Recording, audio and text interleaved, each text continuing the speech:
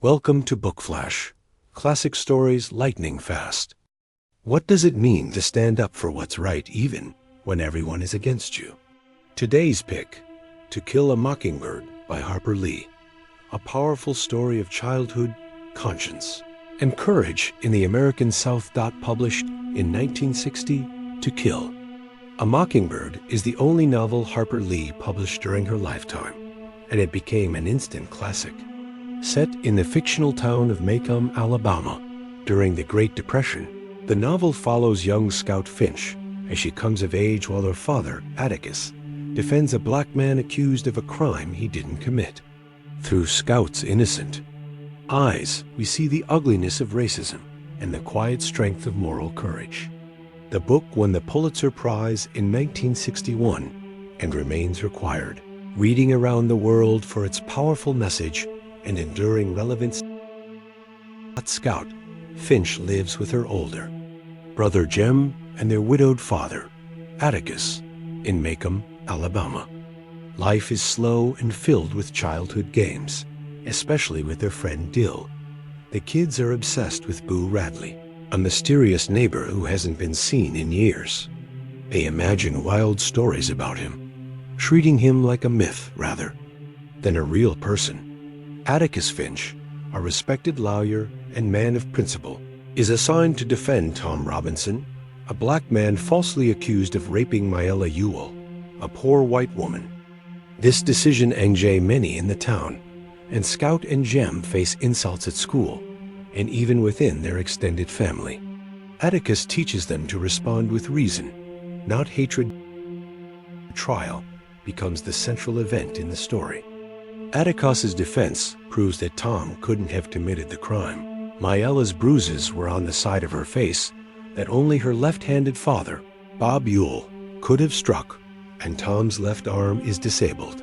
Despite the overwhelming evidence, the jury convicts Tom, revealing how racism overrides truth and justice. The guilty verdict crushes Jem, who had believed the justice system would prevail. Tom later tries to escape prison and is shot dead. Bob Ewell, embarrassed by Atticus's courtroom performance, seeks revenge on those connected to the case. On Halloween night, Bob Ewell attacks Jem and Scout as they walk home. Jem is badly injured. They are saved by Boo Radley, who emerges from his house to defend them and kills Ewell in the process. Boo then quietly carries Jem home and vanishes again into the shadows.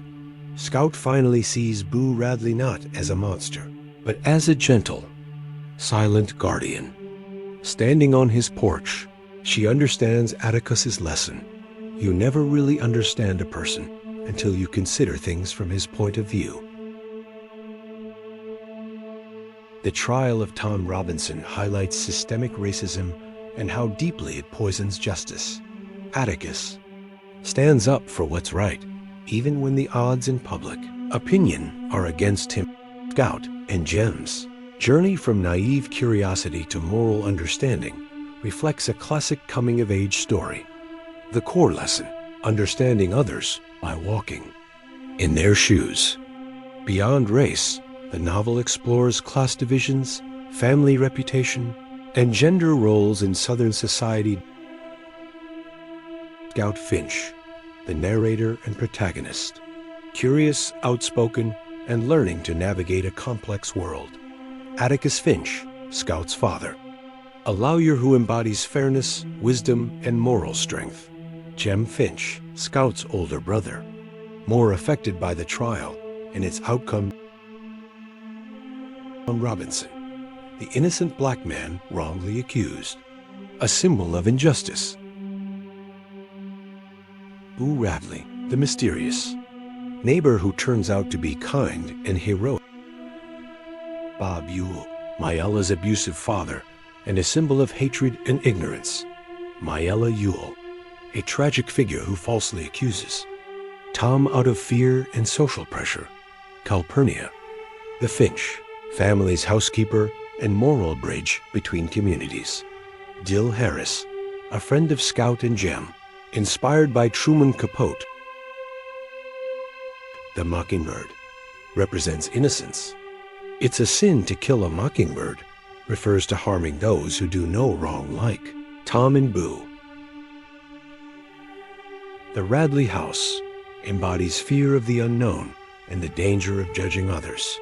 The camellias symbolize forgiveness and moral strength, especially in the scene with Mrs. Dubose.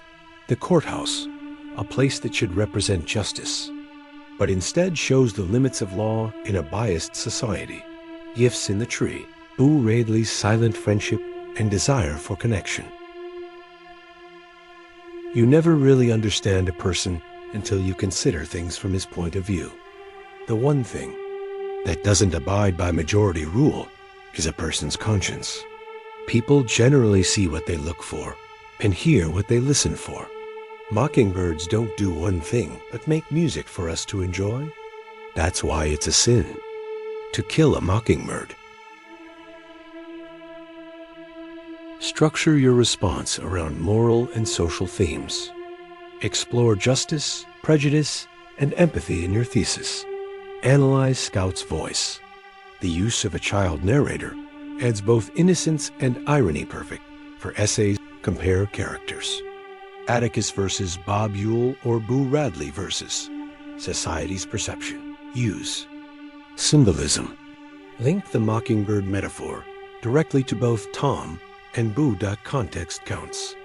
Mention the historical setting, the 1930s, American South, and how it shaped attitudes around race and justice. To Kill a Mockingbird is a timeless story about doing the right thing, even when it's the hardest thing to do. Thank you for watching.